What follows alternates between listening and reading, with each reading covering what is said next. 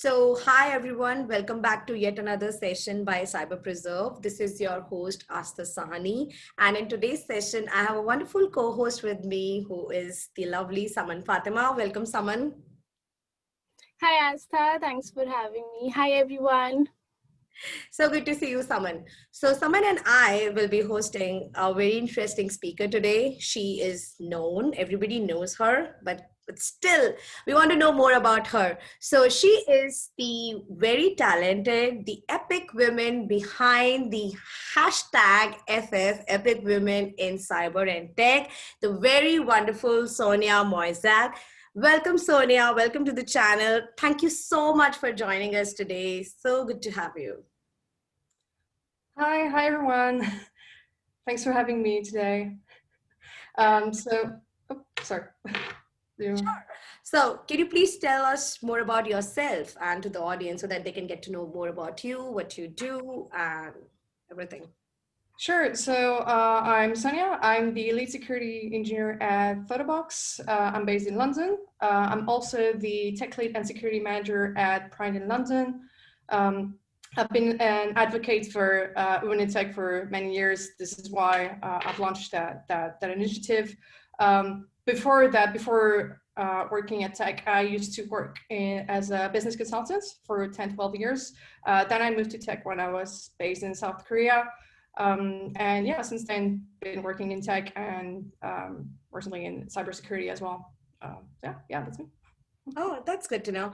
So you had a different career right before cyber. Yes. So you started off with, well, like, what was your position? How was your journey? So what was your first job? And what were the events which happened, which eventually took you to cyber? Sure. So I don't have a CS degree. I started as international relationship and business management degree. I went to business school when I was in Paris. And then I started my career as a business consultant. I worked for the French government. I also had my own company. I did a lot of entrepreneurship. I've done a lot of consulting in the Middle East, in Asia, in different companies. And yeah, so once I was based in South Korea, the companies I was working with started to ask me to set up some websites and starting to maintain them. So I had to do more like hands-on things on the website, not only the HTML and CSS, but obviously the backend, the database, the architecture, and all that kind of things. So I've always been programming. I would say my relationship with computers started when I was 3, 4. I started with a machine called MSX. And I started actually playing video games on that one because you had like 2 slots with cartridge where you could put on that like really old, bulky device. So yeah, I had from there I was surrounded by computers with my dad also and my mom because I was introduced to video games and just a little bit of programming, like doing basic when I was younger. When I was in high school, I also dabbled into programming, and it was also when I started to have internet. So I started doing like really small websites on different things. So I started doing, through HTML, CSS, PHP, really all stack at that time with WAMP. But I've never envisioned having myself like doing probably a career in the tech industry, and also because I started international business, so I was like, yeah, let's just consulting. But when I was back in South Korea and when they asked me for doing all this website, I thought that like my passion kicked back in me. I was like, yeah, I should probably focus on that and go full on 100%. So I started again taking it seriously, and also learning the latest technologies, because obviously the one that I had was a little bit old at that time. So yeah, I started not from fresh, but starting to learn like the new one in demand on the market, like I don't know, like React, Angular, Node.js, all of those. And I slowly started my transition to the tech industry. Okay, so you're part of more like AppSec, application security, right? Because you started off with websites and then you started off with like how to build them. Then you gain more interest in programming and different programming language. So That's really good to know, because most of the people across the globe, and especially I can see a lot of people on LinkedIn, they wanted to transition into cyber, but somehow there is a preconceived notion in mind, like we are not from cyber originally. So how would us, like if one person thinks of getting into cyber, so they get these questions. So that's really good to know that you started off with the non-cyber position and then eventually you transition. And that's inspirational, of course, because a lot of women, and not just women, I would say all the genders who would be like listening to this video today, they will get a really good idea, like we can do it. It's not a like it's not a compulsion to be part of cyber from the beginning, or you can join it at any point through any projects. It's just you have to create opportunities for yourself and work through it. That's the point. Yeah, I guess when I came here in London, I work in the fintech, so I work as a software engineer there. But I was actually sitting next to the security team, and I was hearing like what was going on, what they were working on, like which tools, platform they were using. And also as a software engineer, I was also keen to have what I used to call like clean codes. So meaning like a secure code, obviously I was taking pride like having that kind of like really clean secure code. So it was good to have those discussions also because I was sitting next to them. And I guess also because I started unofficially to be a security champion. So I was bridging between the developers and the security team. And eventually I actually moved to their team fully. So yeah, that's how I've done it. But I guess if you have an interest, there are many ways actually. You should actually test if you're really interested in that industry. So I would say first of all, if you can, because obviously with the pandemic it's a little bit harder to attend meetups. But if you can just attend online meetups and just see how it goes, if you really like first starting the tech industry. And also because it's free, so you can just attend, have a taste for it, see how it goes. And then if you want to specifically go for one industry, should it be, I don't know, like DevOps, cybersecurity, just also attend those meetups and reach out to the speaker or the other people that you've met during that meetup, and you can have a sense of the industry, because I guess this is the important thing, because you can fantasize what you're seeing in the newspaper, like on LinkedIn, everything is really shiny, but you don't really know if that's for you or not. So yeah, just have a taste on attending meetups, reading blog posts of people who are working in that industry, follow those people on Twitter or LinkedIn, just to have that sense of the industry, how it moves, how it reacts.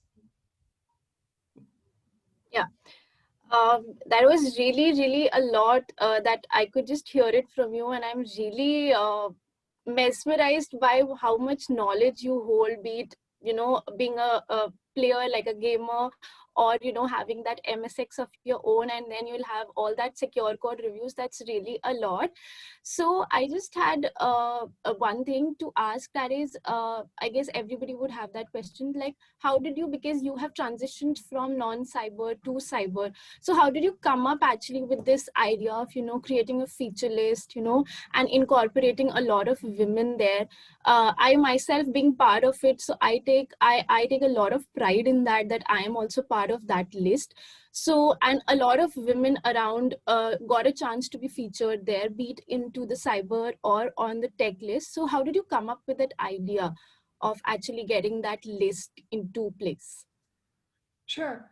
So since I'm here in London, I started attending meetups. So before the pandemic, started physically attending meetups. And what I was watching is just the ratio female male attendees to these events, like, and this was only like the tech events, not really like cybersecurity events. It was a bit sad. So I was like, oh, where are all the women in those events? They started attending cybersecurity events, and it was the same ratio.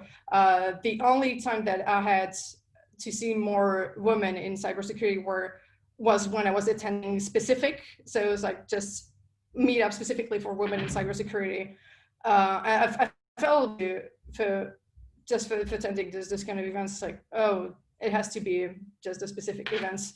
And then the second thing is, because I said that you should follow people on Twitter, so I was trying to spend more time on Twitter, like following the right people, just to to increase my knowledge. And I've started seeing that trend, like that FF, like Fellow Friday thing, and every Friday I would see people just tagging each other like the known names. So I was like, oh, where's the diversity? Where's the inclusivity? Because they're all tagging like diversity, inclusivity, those big buzzwords, but I'm only seeing the same names every week.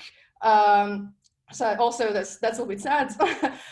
So last year, I've decided to ping women in cybersecurity, which would represent that diversity and inclusivity, and just start from there and create a list just to showcase all the amazing work that is done by those women that we don't know, because they've never had that opportunity to be showcased in any ways, should it be an article or just a tag on Twitter or a post on LinkedIn.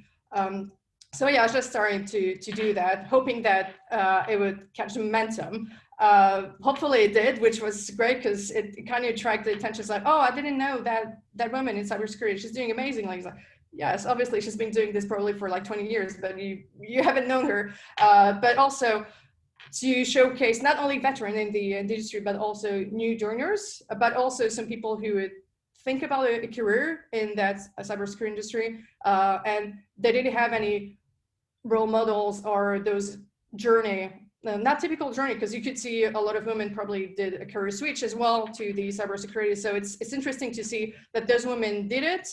They have like really good jobs in cybersecurity. They could be really good role models, and this is the challenges and struggle that it went through. And yeah, just to give examples to all the new joiners or graduates that would like also to join the industry. So yeah, from there, I started to tag women weekly.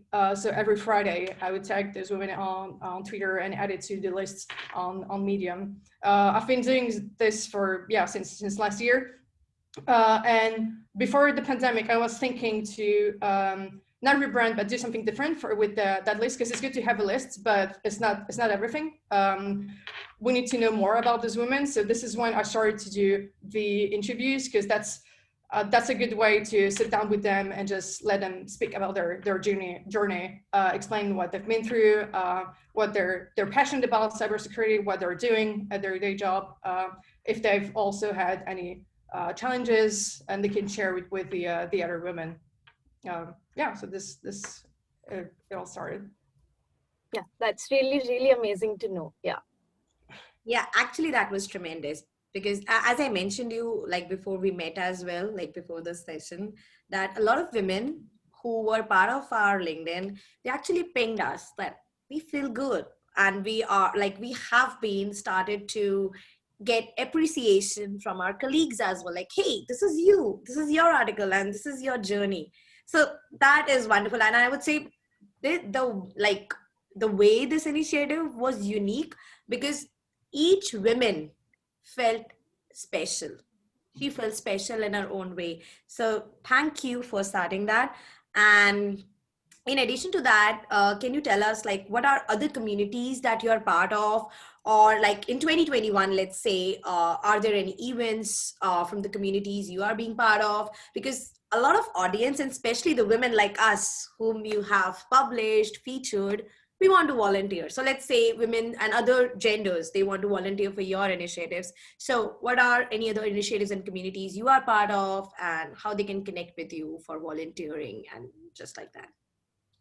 Sure. So because I've attended a lot of meetups since the last 4 or 5 years, I've been a member of more than 100 organizations or meetups on meetup.com and Eventbrite, because I was really curious and passionate about it. I just wanted to hear everything that was going on in the tech industry. That's usually how it goes when you start in the industry. You're just like a sponge. You want to absorb everything. But I would say if you're looking for communities in cybersecurity for women, well, depending on where you're located in the world, I guess there's some. You should look at the one that you have in your country. For example, for London, we have the London Hacking Society, which is a safe space for women to come, and we have like hands-on labs. And as I said, safe space, so you can ask questions, because there's no stupid questions, and you shouldn't. And also because when you're starting in the industry, you have loads of questions, so it's kind of normal to ask. But yeah, I would say all those organizations where they're branded like women in cybersecurity, that's a good starting point, because as I said, for women, usually they don't attend those mixed events because they're afraid of judgment, or if they're asking you questions, it could be perceived as like, oh, that's a dumb questions. Why are you even here to attend that meetup? So I would say at first for women to attend those events. There's also the Google Tech Maker, the Women Tech Maker, is doing every year that International Women's Day that is actually happening in every big cities. If not, I think there's you have the recording on YouTube, and you can also be a membership of that. I'm the ambassador of Girl Code as well, which is also an organization that promotes diversity and inclusivity. So yeah, there's a few of them that, yeah, if you want to be part of it, that's a good place, a good starting point if you have any question, if you want to reach out and create your network, because networking is a really important bit in our industry, especially like knowing other women in the industry is really important. In terms of next year, 2021 initiatives, so I'm starting to put like all those in on Twitter. So I've actually put the Epic Women in Cyber and the Epic Women in Tech specific Twitter, and I will start marketing those at the beginning of next year, like early Jan, or maybe during this Christmas break. We'll actually repost all of the blog posts that I've created on Medium, because probably some of them, because they were at the beginning of this initiative, didn't get that much visibility, which is a bit sad because we need to have visibility for all of those amazing women. So I would like to also have a dedicated space for both initiatives, not only on my Twitter or LinkedIn, but have like a specific space for those. Obviously, if in the audience there are women in cybersecurity or women in tech interested in taking part of it, being interviewed, don't hesitate to reach out to me on LinkedIn or Twitter. I'm more than happy to showcase your journey, obviously. And for our male audience, if you know any women working in tech and cybersecurity, please do recommend them, because it's that's how we get the ball rolling on that kind of initiative. Yeah. That's a really good message to all the male allies and all the women out there who just wants to be part of this initiative, or have to have more stand in this domain. So I just wanted to ask, because you're part of so many communities, so many platforms where you're actually uplifting women and trying to make them more part and parcel of this particular domain. So what do you think, according to you, are some of the gaps which has come up, and because of which we're not able to include a lot of women? And if we want to pull up a lot of women in these cyber groups and communities, so what is that one thing, or like the gap which we can fill up, and we can have more women into these groups and communities? I think, yeah, there's a lot to go on the our male allies to create that space, because as I said, there are some specific meetups for only women in cybersecurity, but it would be good to have just an event for everyone in cybersecurity. So yeah, it's also there's a big work on our male allies to create that safe space. As I said, as a woman attending some of the meetups, if you are asking questions, we don't want male to judge us like that's a stupid question. What even are you doing here? Are you working in marketing or comms? Or are you really technical? You have like those kind of really silly judgments. It's like you're fighting to earn that space actually. So yeah, having probably like a code of conduct in those events is a good starting point. So there's a space where a place where if anything happens, you can actually reach out to the organizer. This is not only for the meetups, but also for the bigger events like conferences. Usually, you should have a look at the code of conduct. If there's no code of conduct or something that you can a place where you can reach out to organizer, it's probably not a good event to attend for women. But yeah, just creating a safe place for women to be in those events or conferences. That's a good starting point. Not big judgmental. Not every woman wearing high heels and skirt are working in marketing and comms. They also work in cybersecurity, and they're also really technical. So don't be judgmental. That would be one of the thing that I stress on. Yeah. Oh, that, I guess that's the biggest point which we have, in this domain is more or less on the judgment part by our male allies. And that if we reduce that, we can have more and more women actually participating, speaking up, and, coming up more in front and, learning and, speaking up. So that's one thing, that's one of the thing which I've heard from a lot of women, that the judgment part, that the ratio we have in this community is we actually weigh at a very lesser side to what the male allies are. So yeah, totally second that. Yeah. yeah, totally. Because a lot of women like who want to join, but they are frightened or they shy away. So that's a very good message. Now, along with that, what I've seen is a lot of women, and not just women, let's say a lot of people who want to transition into cyber. Okay, so maybe they can be from ID, non ID, any domain. So the biggest challenge which I've seen is they are like really passionate, they are curious, but the journey of transition into cyber is a tough journey. And a lot of them, they stop in the middle and get stuck. So what kind of any key advices or expert advice you have through your own experience for especially to those people who want to make it but somehow they get stuck in the middle, like thinking about the troubleshooting, the complexities, or maybe fearing which is not even true. So what expert advice would you like to share with all those in the audience, especially who are somewhere thinking they are in the process but stuck? Oh yeah, I like the learning process. It's always when you hit the wall and you don't know which direction you should take. Yeah, so I can like backtrack and just explain I've done it for the when I moved to the tech industry.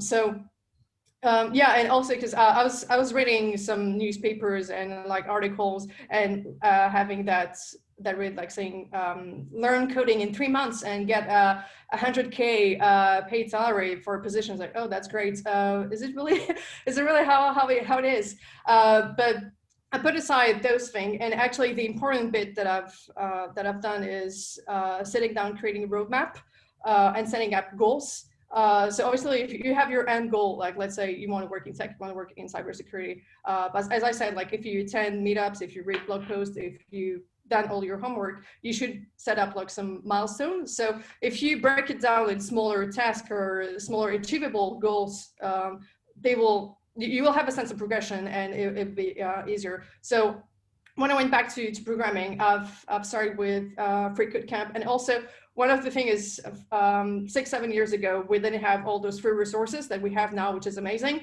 Yeah, I feel like people are really lucky nowadays to have more resources. But yeah, it was a little bit scarce at the moment. So yeah, I've started with free code camp, and the good thing is that you could have a sense of progression on that. But yeah, having a roadmap specifically, should it be on like a programming language? And you don't need to, because you could read some articles saying, oh yeah, you need to learn like that language or that programming language. Like, doesn't matter, just pick one, do it properly. Because ultimately you can actually change your programming language. It's just the syntax that changes at the end of the day. And obviously when you're a newcomer in that industry, you don't really know all of that. But also another good thing that I've done is, depending on where you want to work, go to a recruitment website, should be like, I don't know, hire.com or indeed.com, type the job role that you're interested in, and start looking at all those ads and start looking at the keywords, like what they're looking at. You can do this like for 50, 100 ads, and then you will see some trends actually in your area, and things that you need to learn or focus on it specifically for your role. Forget about the certification, because this might be like a big a gate for new joiners. And also some of the ads can be a little bit silly on that, like they're for junior position, they're asking for like 15 certifications, like doesn't make any sense. But I'm more talking about like the processes, the programming language. I don't know if it's more like cloud programming or like DevOps or cybersecurity. You would have some keywords, so start getting all of those keywords and start creating your roadmap, and from there you can go on different resources. So For example, if you're interested in ethical hacking, start with Hack the Box or all those CTF. Do you have your hands on? Create blog posts on, obviously for Hack the Box, you can only do this for the return machine. But yeah, start doing blog posts, post it on LinkedIn, start creating your, start branding yourself. Actually, that's an important thing that usually developers don't think about. It's to create your brand, should I say, to market yourself. So starting having those blog posts and walk through on Twitter, on LinkedIn will help you create that that branding and that image of yourself. And yeah, having that also, you'll build your capacity and your skills on, for let's say, ethical hacking, and it's also a good way to train. And yeah, just showcasing this to the company is like, oh look, I've actually I don't know, like 50 boxes, and this is all like the walkthrough that I've written from beginner to insane level. Yeah, like the company would say, oh yeah, that's a good starting point, because this is what will differentiate you from the other candidates, because it shows actually passion. Because you can say that you're passionate, but you're not really demonstrating it. So yeah, I know it's a little bit, there's a lot of work to do that. Yeah, passion and work. So yeah, if you do this, like writing blog posts on what you're doing, I just gave an example for ethical hacking, but it would be different for I don't know, in the tech industry, if you're writing some sample applications, how you're setting up. It could be like really basic thing, like how you set up your application, how you set up your Git flow, how you're setting up a CI/CD pipeline on GitHub using tools from GitHub Marketplace. But it will showcase to the company that you know how to implement some DevOps methodology in the projects.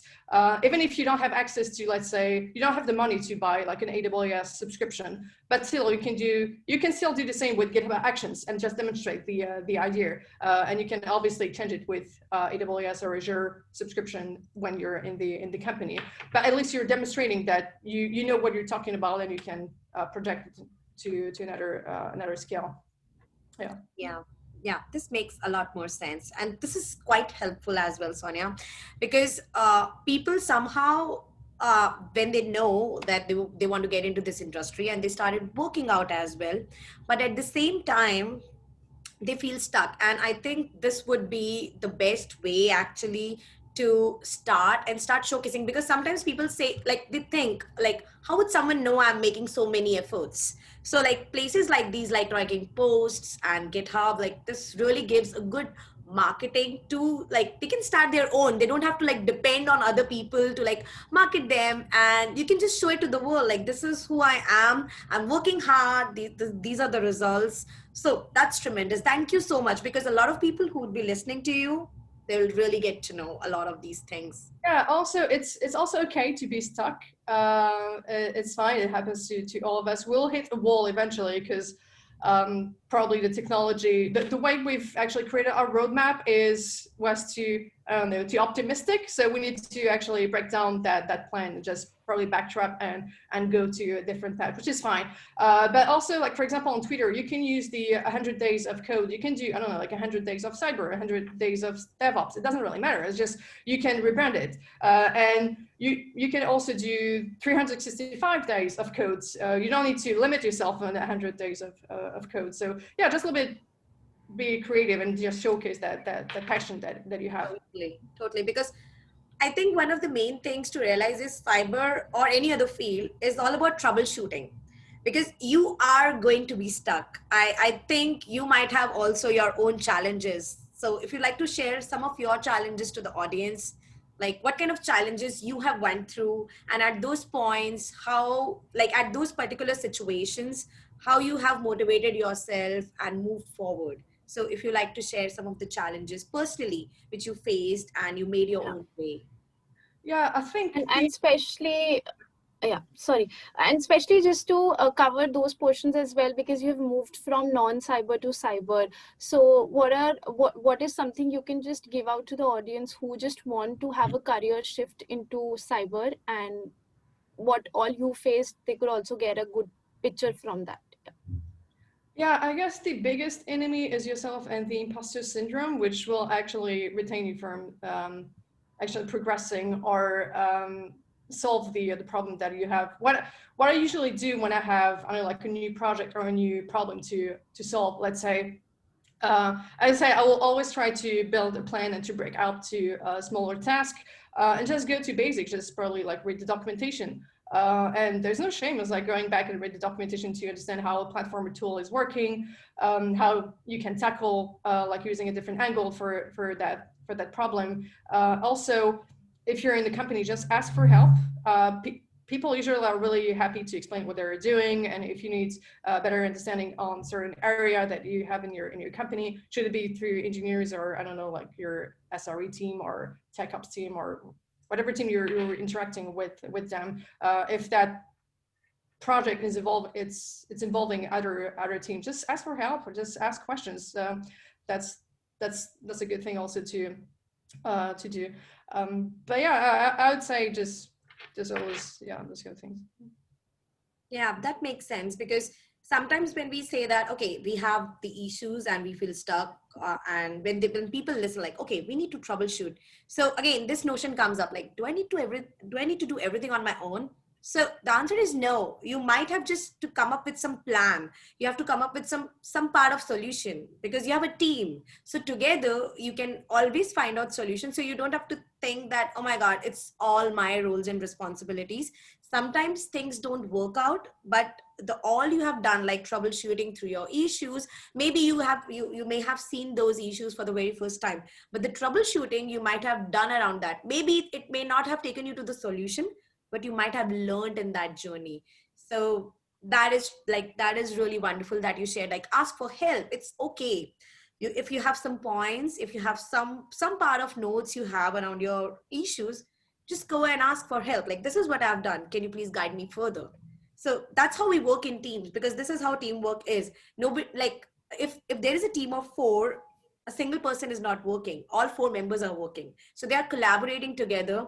So that's a really good message, that not only that you have to learn troubleshooting, there is a good thing around that is collaboration. You have so many people around you, and not just your professional ones, but your community people, and that's how we have communities here. And I think it's so important to realize the power of communities right now. Like, for example, if you want to learn something and you're shying, maybe you don't want to share some of your weaknesses among some, like in your professional area, maybe you can ask your community people, they can work with you. So there are ways to actually make out and make it work. But thank you so much, Sonya, because everything that you have shared today is so much valuable, because whosoever would be listening to you now, maybe they'll have zillion of questions in their mind. You don't know, you have answered them in so many ways.